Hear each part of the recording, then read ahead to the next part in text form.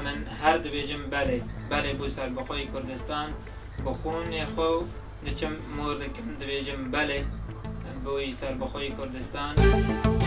ئامادەم بە شانازیەوە ڕیفراندۆم دووبارە و سێبارە و دەجاری کە ڕیفراندۆم بکرێ ئامادەم دەنگ بە بەڵێ بدەم بۆ بەرژەوەندی خەڵکی هەموو تاکێکی کوردستان.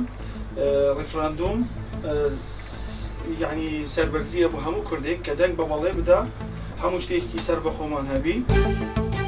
ئێمە پێویستمان بە دەوڵەتی کوردیە و بۆەوەی زیاتر تەطویر بین و بەرەو پێشکەوتن بچین و ئێمەش وەکو وڵاتانی دیکە خاوەن سکە و ئاڵا و جوو پردەکانی خۆمانین و ئەوەی مایە سەقفی زەمەنیە کە دەوڵەت بوونە.